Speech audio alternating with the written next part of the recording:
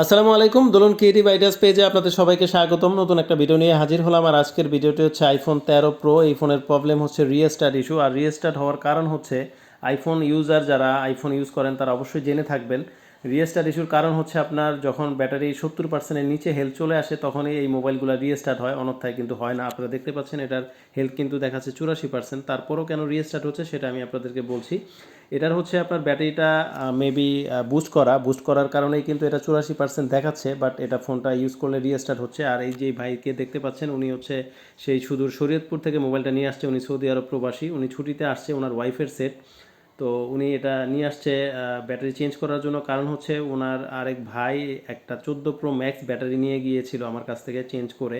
সে ভালো সার্ভিস পাওয়ার ফলে সেই ব্যাটারিটা চেঞ্জ করতে আমার কাছে নিয়ে আসছে। তো টেকনিশিয়ান ভাইদের কাছে আমি অনুরোধ করে বলবো, যারা কাজ করবেন অবশ্যই ভালো প্রোডাক্টটা দেওয়ার চেষ্টা করবেন। কারণ হচ্ছে একজনের দ্বারা দুইজন, দুইজনের দ্বারা চারজন, এভাবে কিন্তু দিনকে দিন আপনার কাস্টমার বাড়বে।